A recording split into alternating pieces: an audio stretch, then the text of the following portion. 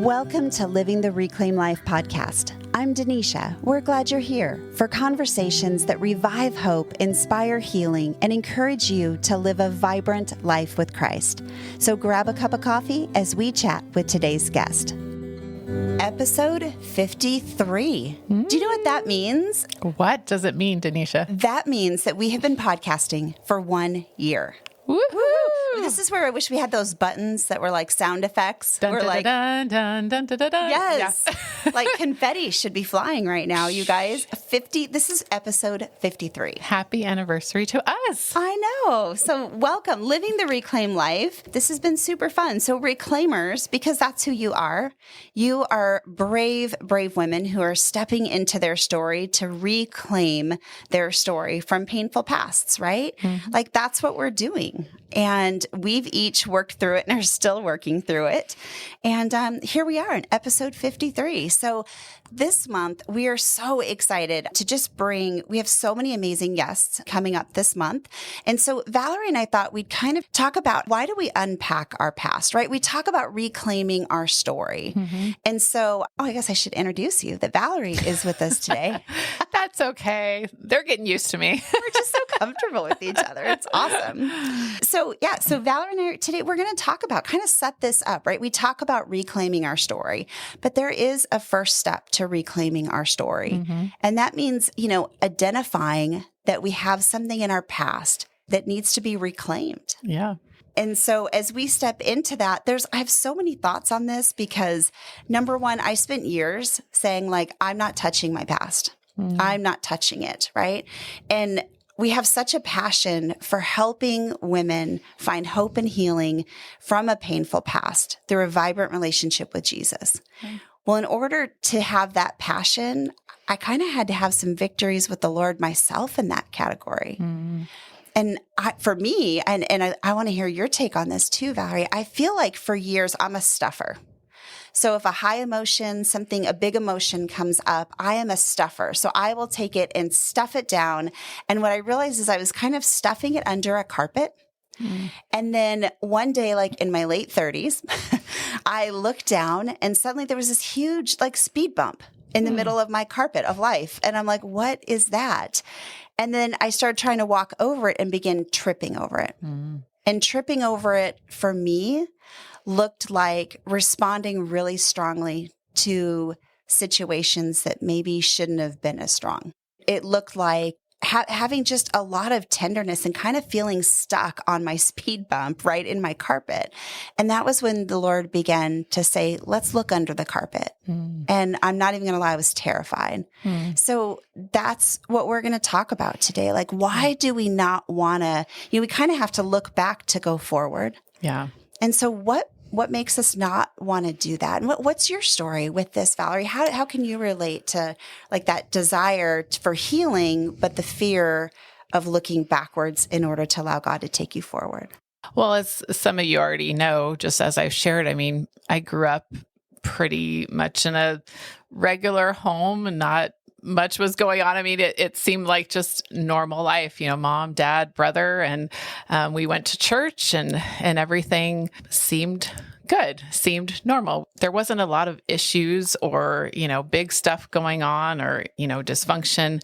But for me, when my brother committed suicide in 1999, like that was probably the biggest rift in my story, the biggest interruption in my story. And the reason why I start there is because at the time, it almost felt like I was watching a movie. I was in college, just like, okay, what do I do with this? And it's interesting because after, going back home and the funeral, I try to go right back to where I was because I didn't know what else to do. I was 21. I was living in Mexico at the time on a missions internship. And I was like, okay, well, I got to go finish this. I got to go do that. And I'll tell you, Denisha, just like, I think 2 weeks being there, I was like, I literally could not go on, and I had to go home. And, but then I was like, okay, but in the fall, I got to go back to college. I got to keep going. I got to, reach my goals. And I went back to college semester in, I was physically, like, I would get sick often because of that stuffing. Like, I didn't know what to do with those emotions. And I look back to that part, and God did a lot of healing there. But I realize how, sometimes we don't even know how, right? Like, we don't know how to unpack our pain. And so we just keep going. And even though there was a little bit of healing on the way, I got to tell you, you talk about tripping. It wasn't till the 20th anniversary of my brother's death, which was just a couple of years ago, that it was almost like it had just happened. Isn't that interesting? Mm-hmm. Like, it was like, the anniversary of his death came up, and instead of celebrating with my family, like, I just escaped and had to be by myself. And I'm like, what? Like, where is this coming from? Like, I thought I had dealt with this. So, I mean, that's just, one instance in my story, realizing that, there are layers to our healing. It takes time, right? You don't have to handle everything at once, but the idea is that, like you started to mention, our present reactions, our present behaviors, our present feelings are an echo of the past. And so for me, it was like, I didn't unpack all the pain, all the trauma of that when it first happened. And so, life went on, and then I tripped over it, 20 years later, but at that point, then God revealed more. But yeah, that's a little bit of part of my story of, tripping over the unhealed pain. And then, okay, what do I do with this? And I was nervous. I was like, if I open this up again, if I open these feelings up again, then what? But I had to do that to even heal more. So I think you hit on something so important there, is that it's scary to do that. I had, in my high school years, I suffered 3 years of abuse. And I remember, going into at 19, I kind of drew this line in the sand and was like, I am never looking back. And part of that meant I'm never going to address those feelings. Now, God had other plans, and I'm so thankful for that.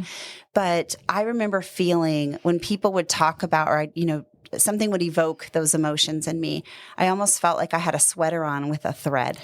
Yeah. And if I begin to pull on that thread, and symbolically, I mean, like, if I pull on that thread, like if I begin to examine those big emotions, if I begin to examine that pain, that grief, then I was like, I was going to pull this sweater thread until next thing you know, the whole thing unravels, and then I'm naked. I mean, that is how I felt. Like, it would just be so terrible. And I remember somebody asked me one time, Denisha, what happens if you just look back into that time, and have you thought about going to counseling or anything like that? And I remember looking at, this is probably in my mid-20s, and I said, no.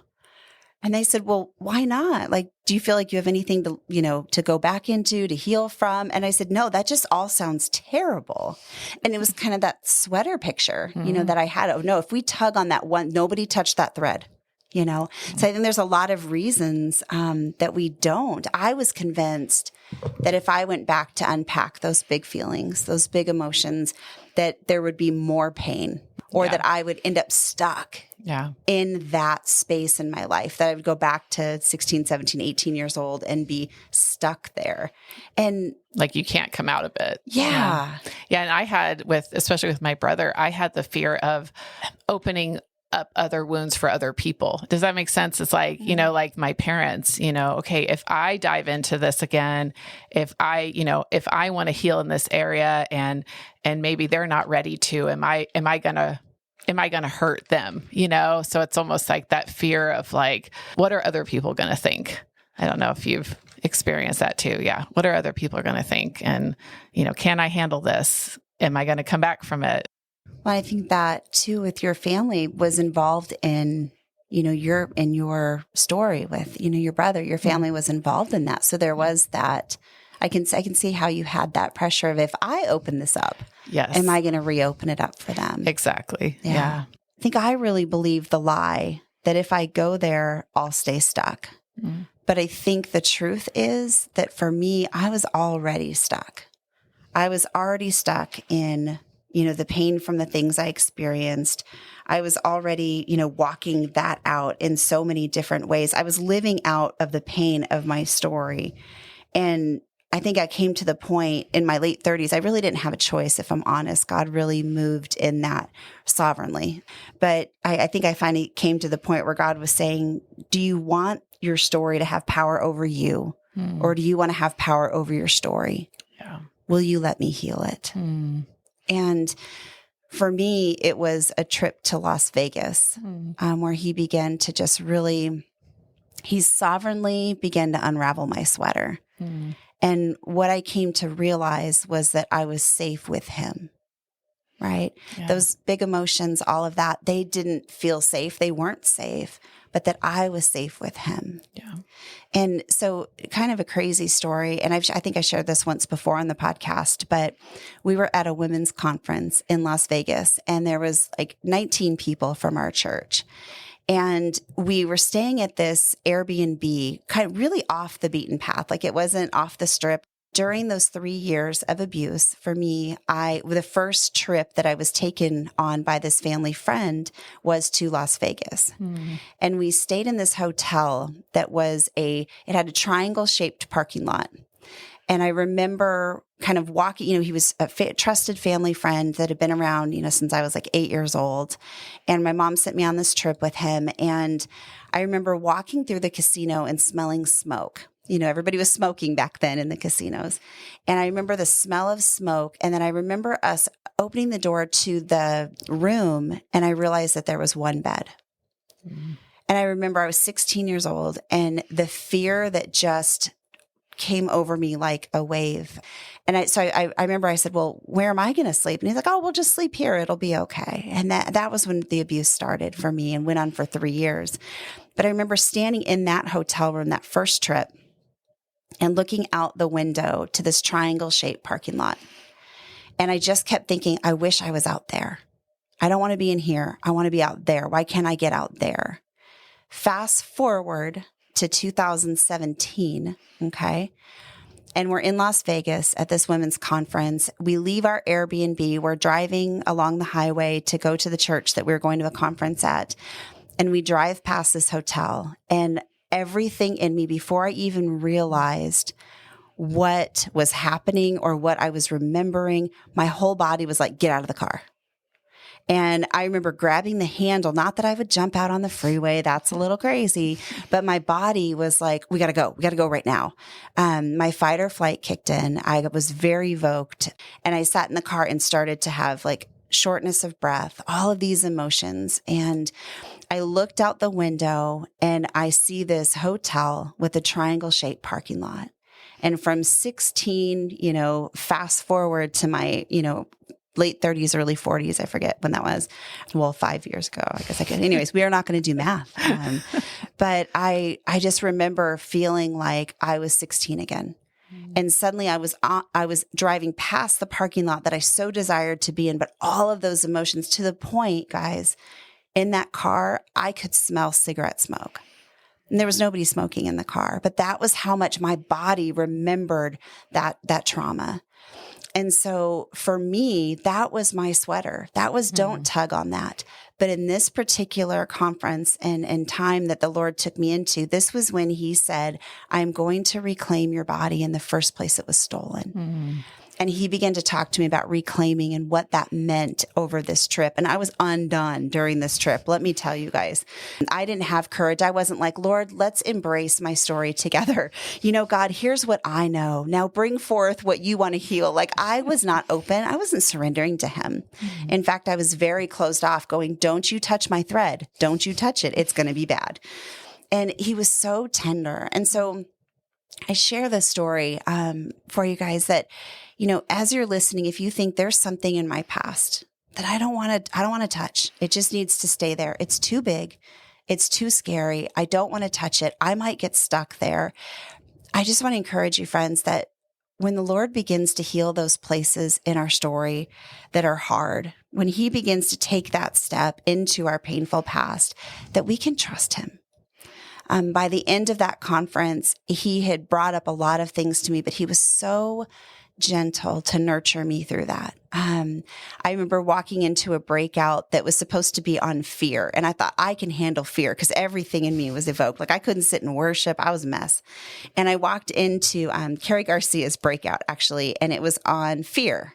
And I thought, I can do fear. I can do fear. We're not going to talk about sexual abuse. We're not going to talk about anything else. I can do fear. And she ends up unpacking what trauma means. And I had never heard the word triggered. I didn't know what that meant.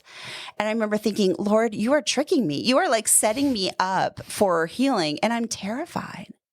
And so I share that because I was not a willing follower. I was not like, Lord, take me. Let's go back into this and heal this. And let's unpack these bags I've been carrying around with me since I was 16 years old. Yeah. But he was so gentle when he did it. And so I think there's so many reasons we don't want to do it, but it's so worth it. Yeah. Yeah. And I was thinking of that, Denisha, like why was it worth it for you? It was worth it because something I thought was so big, it was so big to me. I mean, it was bigger than me. It was bigger than God in my mind. It seemed so big, but when I allowed him to tend to my story, when I allowed him to begin to reveal where he was in those moments that I didn't even know the Lord during that time. I didn't come to the Lord till I was 23, but or 21 actually. He began to reveal though that he was in it. And that his heart hurt with my heart and that he wanted to rescue and restore those places in my story. So it was worth it because I think I gained a huge trust in the Lord, that he is that trusted father. It was worth it because now I have such a different perspective on that time in my life. And I am a firm believer that when we are courageous to address our past, that our victory in the Lord can become a victory for other people. And here we are, reclaimed story, right? Mm-hmm. That story, seeing that hotel and God beginning to heal that. I don't think he could have moved me to where he wanted me in purpose and calling until I was ready to face that pain. Yeah. And you can't, right? You can't walk other people through it until you've healed too. Like we like to say, I mean, even if you're just 1 hour ahead, one day ahead, 1 year ahead of somebody else, like you can take their hand and say, hey, come with me. I can walk with you. But I love what you said, Denisha, too, just as we look at our past, whether you knew the Lord or not, what you said, I thought this was so beautiful. You're like, Jesus was going to walk with me. Like Jesus was going to go back into my story with me. Right. And that's what you were saying. Like, it's scary when we don't feel safe and maybe we don't feel like we have anyone to share with or walk, say, okay, if I tell this person, like we've talked about in the past, if I tell this person, if they only knew, then what? Which is why, again, we have Reclaim Story to help women understand that we are here to walk with you. But I loved what you said about, you're like, okay, Jesus, I'm ready. And he's like, okay, let's go. I'm going to walk with you. So, and I was kicking and screaming. I mean, literally, I wasn't. So I understand, when women come to us, for instance, and come to Reclaim Story, I understand that resistance to, there's something so big right now. But friends, I just want to tell you that, we can't fix our present without understanding how the past is playing out for us right now. And so it's worth it. Yes. I just want to say it is so worth it. And I know we could talk for hours on the benefits of allowing God to heal our story and sitting in a safe place with other people who understand that. So, Valerie, what are your thoughts on either why it's worth it or just next steps to unpacking our story, allowing God to rescue and restore our stories? I guess first means that we have to admit that we're stuck. Yeah. So then what? Yeah. Yeah. I think, kind of back to my story about my brother, when we were honoring the 20 years since his death, which was May of 2019, I had struggled with kind of running when things were hard, but that ended up being a year where I actually literally ran away because and it happened one weekend where I just took off and I didn't tell my family until I got to my destination. And for me, that was the turning point. It was kind of like you in the Las Vegas, it was like, that was the turning point. Like, wow, like I was even like surprised, like, I can't believe I did this, but it was kind of the idea of like, okay, I have to stop running. I have to stop running. And for me, at the time I was seeing a counselor, and, she was one of the first person I texted, and I said, hey, I've run away, like, I know I'll come back, but this is what I'm dealing with. For me, that was just a first step, is engaging and embracing the why. Why am I doing this in the present, and how does it connect to the past? So that really is the first step we have to embrace, and then we have to be willing to engage in it. So yeah, I would say that's the first step. And the passage that comes to my mind when you say that is Proverbs 20, verse 5. And it says, a man's heart is deep waters, but a person of understanding will draw it out. Mm-hmm. And that's what we get to be to other people as we reclaim our stories, even if we're in process, right? This is a lifetime journey of reclaiming, things that have allowing God to rescue and restore us. I mean, 66 books of the Bible, right? Genesis to Revelation is all about God rescuing and restoring us. And so that's what we see when we begin to reclaim our story and unpack our past. I was going to say, like, part of, sometimes we don't want to open up our stories like, okay, like, what is the truth? What if there's something there that I haven't known? And, sometimes we can be afraid of the truth. But then, as we know, scripture, says the truth will set us free. And I think, and we do, that is a promise from Jesus. He says, you will know the truth, and the truth will set you free. But that is often that fear. It's like, oh, but what is the truth? We're afraid of what it is, but then once we're able to embrace it, then we do find freedom. So. Yeah. And that reminds me of, to know that I was already living out the pain in my story, but knowing that truth would set me free would actually give me power over my story instead of my story having power over me. Yeah.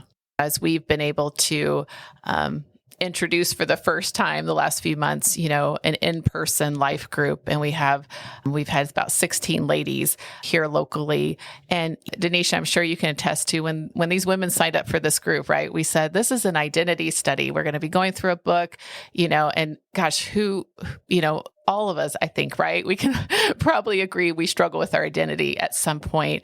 And so we had these women come in, but wow, like I think we all weren't prepared for what God was going to do. And I think the beautiful thing I've seen is that, I would say, some of us knew each other, but there wasn't one person that knew everybody. So we were all walking into this vulnerable place, but we created it as a safe community. And wow, I mean, we're almost to the end of walking through it. And we've seen so much healing, so much embracing of the story, because we're saying like, oh, me too. And, and you too. And there's just been this openness. And so, wow, there is so much power in embracing our story and walking alongside other people who are saying, yeah, I'm ready to embrace my story. There's that power of community, of healing and community that's like, says, okay, I'm ready. And yeah, it's been a beautiful journey to watch that.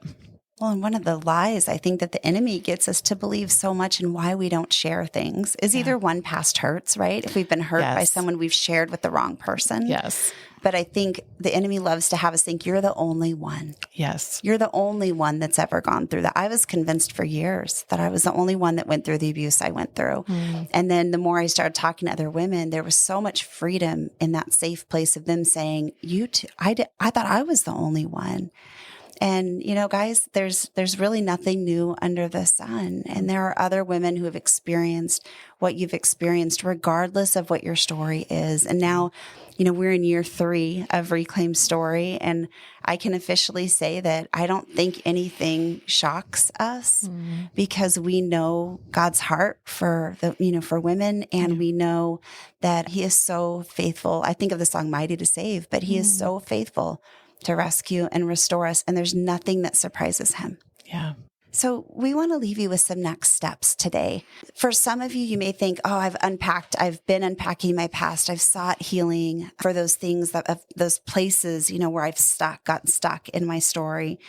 And I also know that just like me in 2017, there are many of you listening who have thought, I'm not touching that. Don't pull that thread. And so can we just encourage you today? First of all, we want to say, continue listening to this podcast. This month, we have some amazing guests coming on to talk about the power of unpacking our past, why that rear view mirror is so important in finding healing for today. We have an identity class, as Valerie talked about. We have, so far it's in person, but a spiritual timeline class that was undoing for me in a beautiful way. We'll talk about that another time. So we have that available. Our blogs will always link up to just reinforcing the message of hope and healing through a vibrant relationship with Jesus. So, and join the conversation. Would you just I just want to ask you to take a courageous step and join the conversation on Facebook, on Instagram. And I know we all have thoughts about social media, but we really try to create a safe place for women to share what's going on, to put encouragement out there, to put out things that challenge us and move us forward in our story towards hope and healing in Christ. So we have a private Facebook group called Living the Reclaimed Life. And Valerie and I are working behind the scenes on so many more things that we can't wait to open up and share. But for right now, we just want to say, join us. Would you join us? You're with like-minded women who have had harm in our stories, women who have felt stuck, and women who are relentlessly pursuing Jesus for hope and healing. So stay with us. Be sure to listen to the podcast. Join us on social and also our private Facebook group, Living the Reclaimed Life. And we want you to know one more thing before we go today. We are here. We truly are here. We have an email address that you can reach out to that's easy to remember. It's connect@reclaimstory.com. So feel free, if you need to take that one brave step into a safe place, email us, and then we can provide a lot of other resources for you as well. So thank you so much for listening today. Guys, it is worth unpacking our stories. It is worth looking in that rearview mirror and saying, okay, what was behind so that I can go forward?